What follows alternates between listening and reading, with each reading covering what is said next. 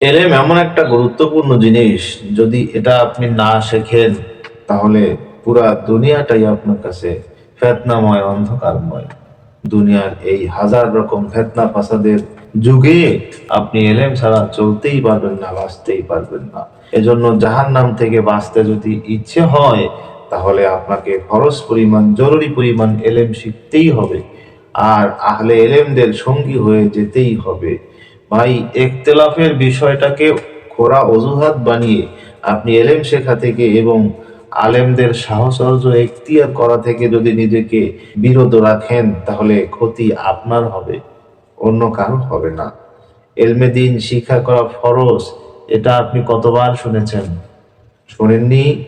তাহলে আপনি নিজে এলেম শিখে শিখে নিজে আমলকারী হয়ে যান।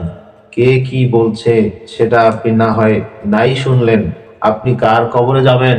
কে আপনার কবরে যাবে? কিয়ামতের মাঠে যে চিন্তা ভাবনা আপনি করছেন, এসব চিন্তা ভাবনা আপনি যুক্তি হিসেবে, আপনি অজুহাত হিসেবে পেশ করলে এর দ্বারা নাজাত তো মিলবেই না, মায়ের একটাও মাটিত পড়বে না। এজন্য আমরা ভালো হয়ে যাই, আমরা এইসব মিথ্যে, খোরা, ভুলভাল অজুহাত আর কখনো না দাঁড় করাই। এলেমের পথে এই ধোকাগুলো কিন্তু একটা বাধা, এলেম শেখার পথে এই ধোকাগুলো একটা বাধা।